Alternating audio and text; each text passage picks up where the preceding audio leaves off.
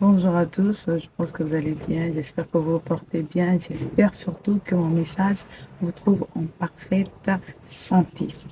Alors, comme tous les jours, je voulais partager avec vous un petit truc qui monte dans mon cœur. Une fois, j'en parlais avec une sœur et la chose m'est revenue. Je me suis dit, pourquoi pas partager avec mes bien-aimés frères, sœurs et tout. Voilà. En fait, vous savez, deux fois dans la vie, pour les chrétiens, donc peu importe la religion dans laquelle vous êtes, on a souvent tendance à se partager des sujets de prière. C'est-à-dire, un frère peut venir te parler, une sœur peut venir te parler, non, aide-moi dans tel ou tel sujet. Et d'abord, il faut savoir que quand une personne vous donne des sujets de prière, cette personne vous considère, vous porte. À moins que ce soit des sujets très, très, très, très légers, voilà, des choses banales. Mais sinon, la plupart du temps, une personne qui vous donne un sujet de prière, ça, surtout si cette chose lui pèse, ça veut dire qu'elle vous parle de son intimité, elle vous parle de ses craintes, elle vous parle de ses peurs. Et c'est des choses que l'humain n'aime pas parfois montrer aux hommes. C'est des choses que l'humain n'aime pas exposer sa faiblesse. Et quand une personne vient vers vous, une dame ou un monsieur, non, aide-moi avec telle situation, c'est parce que la personne vous porte. Et vous n'êtes pas limite proche, mais c'est vraiment une personne qui vous porte à cœur. Ça peut arriver que la personne parle à tout le monde, mais des fois la personne veut dire à une autre personne, prie pour moi parce que j'ai des maux de tête, prie pour moi parce que j'ai des douleurs au bas-ventre. Ça, c'est comme ça. Mais quand une personne vient vous parler des sujets très importants, ça veut dire que la personne vous considère. Et qu'attend la personne de vous? C'est que parfois, moi, je me dis, ma foi va faillir. Parfois, je n'arriverai pas. Je suis fatiguée, je n'arrive pas à prier. Que j'en parle à mon frère, que j'en parle à ma soeur. Quand je parle soeur ou frère, c'est pas seulement de sang. Dans la société, au boulot, à l'église. Peut-être que sa force de prière viendra me relever. Sa force de prière va déclencher une réponse de ce que j'attends de la part du Seigneur. Mais nous tombons dans un piège que nous ne comprenons pas. L'ennemi sait que X ou Y peut être une très grande bénédiction pour renverser les forteresses de l'ennemi dans la vie d'une autre sœur ou d'un autre frère. Mais qu'est-ce qu'il fait? Nous tombons dans ça.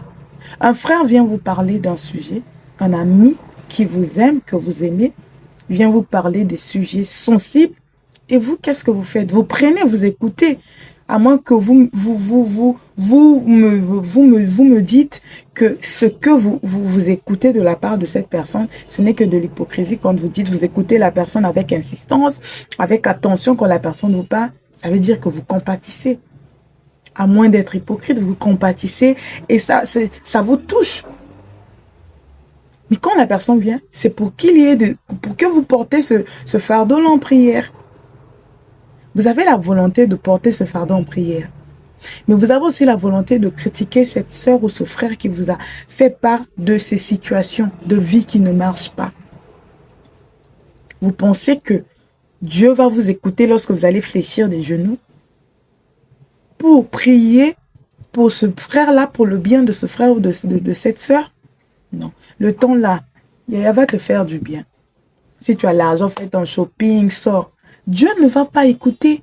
Et c'est ça, l'ennemi nous fait tomber dans ça. L'ennemi nous fait tomber dans ça. Ton frère qui vient devant toi, il est vulnérable. Cette sœur qui est vulnérable te parle des sujets sensibles. Peut-être elle ne peut pas parler à une autre personne. Des sujets comme être dans des situations très difficiles, on n'en parle pas à tout le monde, même pas à l'église. On choisit. Toi, tu acceptes que tu vas prier pour ton frère, tu vas prier pour ta sœur. Mais que t'arrive-t-il de parler encore du mal de cette sœur? Tu vois cette sœur-là, elle souffre. Ah non, non, non. Ah, ce frère, vraiment, elle a un problème. Elle dit, quand, hein? Non, non, non. Ah, le niveau là, c'est pas... Yaya. Et tu attends que quand tu vas aller prier, Dieu va t'écouter. Dieu va lui donner des solutions, pas parce que tu as prié pour cette personne. Parce que Dieu a même eu pitié de cette personne. Que ma chère fille, mon cher fils, là où tu allais chercher la rescousse là. C'est là où même on t'a lapidé. Donc, J'ai pitié de toi, ma fille, prends. Prends pour que tu ne cesses, pour que tu arrêtes même de chercher des gens au secours. Prends.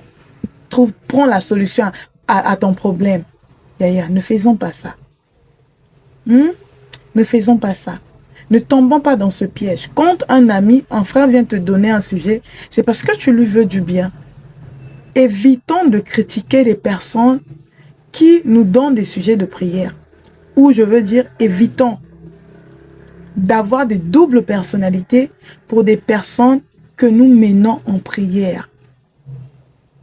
Parce qu'on ne peut pas chercher le bonheur d'une personne et chercher à tuer la personne. Parler mal de la personne, c'est la tuer. Voilà pourquoi les prières ne sont pas exaucées. Parce que quand nous prions pour les autres et qu'il y a un bon retour, que Dieu m'a fait grâce, Dieu a écouté, ça fait plaisir, ça te booste même ta foi à toi. Tu te dis, Dieu donc m'écoute. Pas ta gloire.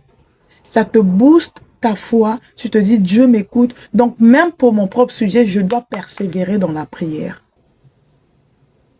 C'est ça. Quand tu pries pour l'autre et qu'il y a des bons résultats, Dieu va susciter un intercesseur ou une intercesseuse pour toi dans le monde. Parfois, il y a une personne qui est juste en train de prier comme ça dans la volée. Seigneur, souviens-toi d'une personne qui a tel sujet et c'est ton problème. Voilà, ça te localise. Ne faisons pas ça. D'accord? Portons les gens en prière, ces personnes que nous aimons de tout notre cœur et Dieu va agréer. C'est pas que la personne vient te parler et tu critiques la personne et tu t'attends en allant prier que Dieu va faire quelque chose. Ne nous attirons pas des malédictions. D'accord? Que Dieu vous bénisse. À très bientôt.